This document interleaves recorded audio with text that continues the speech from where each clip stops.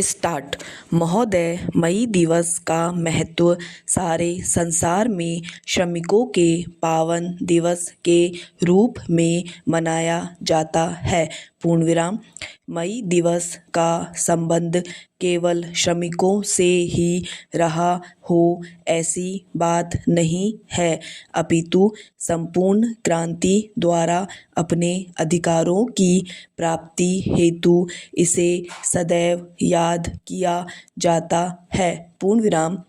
इस दिन जुलूस निकले हैं, सभाएं होती हैं जिनमें वर्तमान परिस्थितियों पर विचार विमर्श के उपरांत अपने अधिकारों को सुरक्षित रखने की बात दोहराई जाती है। पूर्णविराम।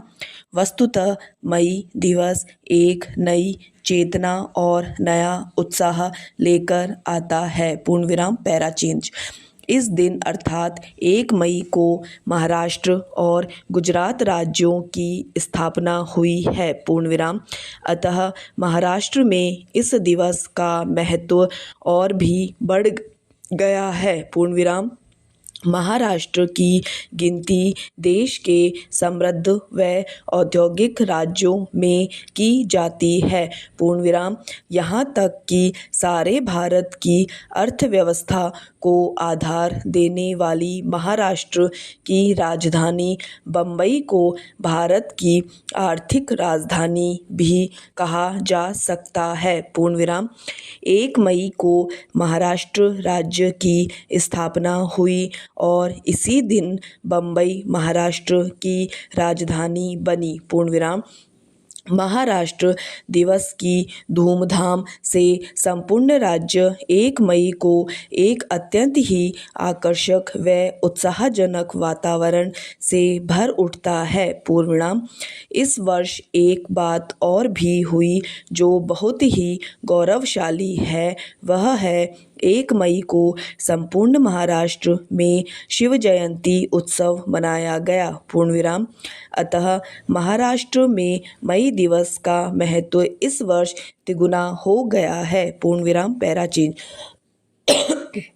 महाराष्ट्र राज्य की स्थापना स्वतंत्रता प्राप्ति के बहुत वर्षों बाद हुई। पूर्णविराम। पहले गुजरात, महाराष्ट्र और कर्नाटक का कुछ भाग मिलाकर एक राज्य था जिसे बम्बई राज्य कहा जाता था। पूर्णविराम। उन दिनों हरियाणा पंजाब की भांति द्विभाषिक राज्यों के अनेक गुण व लाभ बताते हुए बम्बई राज्य को वर्षों तक चलाए रखा। पूर्णविराम। परंतु लोगों की भावना तथा जन आक्रोश के आगे केंद्र को झुकना पड़ा और महाराष्ट्र राज्य की स्थापना साकार हुई। पूर्णविराम। यह दुर्लभ संयोग है कि स्थापना 1 मई को हुई। इस वर्ष शिव जयंती उत्सव भी उसमें अपने आप सम्मिलित हो गया। पूर्णविराम। शिव से तात्पर्य छत्रपति शिवाजी महाराज से है, जिन्होंने अन्याय और अत्याचार के विरुद्ध संघर्ष करके स्वराज्य की स्थापना की थी। पूर्णविराम। शिवाजी के कार्य और आदर्श संपूर्ण देश के लिए अनुकरणीय है। पूर्णविराम। महाराष्ट्र के तो वे प्रधान वंदनीय महापुरुष रहे हैं। उनकी जयंती का उत्सव इस वर्ष 1 मई को होने से मई दिवस का महत्व महाराष्ट्र में विशेष रूप से उल्लेखनीय हुआ है। पूर्णविराम। Para change. महोदय, मई का महीना अपनी गर्मी के लिए प्रसिद्ध है, फिर भी यह संयोग ही है कि ब्रिटिशों के विरुद्ध 1857 के स्वतंत्रता संग्राम की शुरुआत इसी मास में हुई। पूर्णविराम।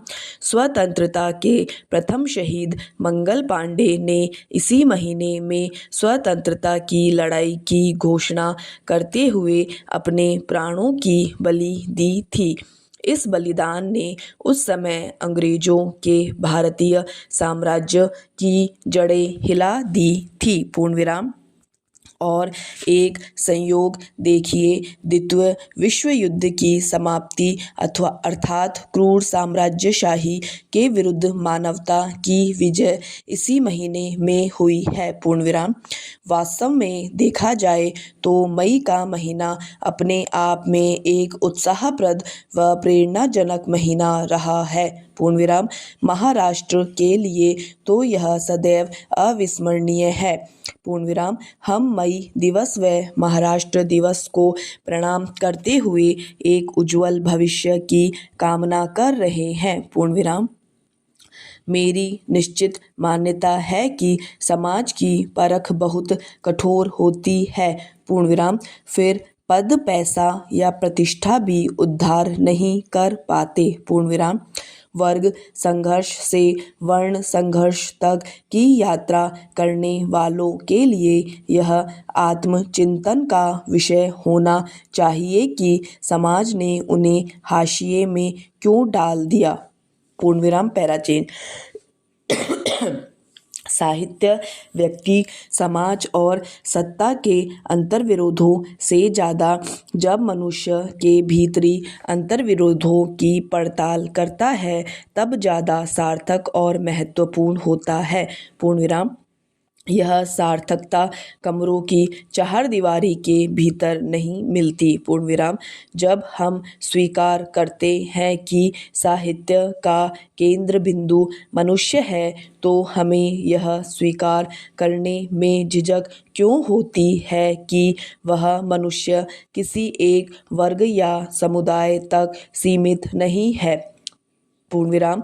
जब तक हम इस मनुष्य को उसकी गलत मनोवृत्तियों से मुक्त नहीं करते तब तक उसके ऊर्ध्वगामी विकास की संभावनाओं को नहीं खोल सकते। पूर्णविराम।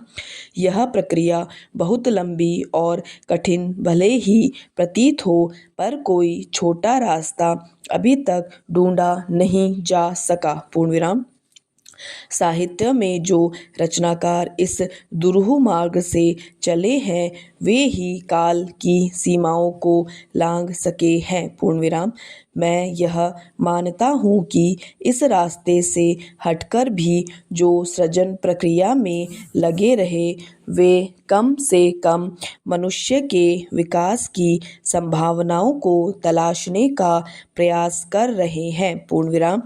रचना कर्म में दृष्टि भिन्नता तो होगी ही, पर उद्देश्य समान रहने पर संवाद की संभावना क्यों अनुपस्थित होती गई, इस प्रश्न ने मुझे व्यथित किया है। मैं मानता हूँ कि वैचारिक पराधीनता और अनुकरण की प्रवृत्ति से कुछ लेखक भौतिक लाभ पा लेते हों। समाप्त। धन्यवाद।